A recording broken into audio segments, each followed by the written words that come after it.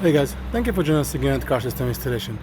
So I'm going to show you another case of a very bad installation done very badly DIY or by a shop that is not professionals, and we'll see what the results you have. So we actually see this customer because he had a lot of problems. Every time he's gone over a bump, he had his radio working on and off. They did some rewiring for the amplifier, and they did some damage there.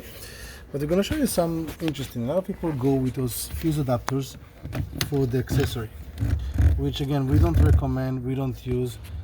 You have two fuses on the same circuit, so you're overloading that circuit. You don't know which circuit this is, only know it's turning off an accessory. It's also sticking out, so doesn't always let you close the cover properly, and it also can easily come off. Every bump it can come off. Now we're also going to show you how they run the wire. As you can see here, squeeze the wire in a plastic.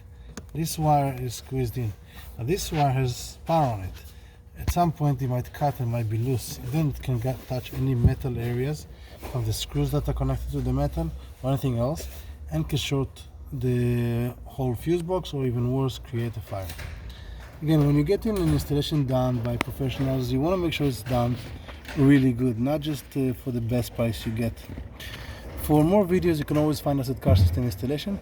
Subscribe to our channel, and we'll see you next time. Have a good day.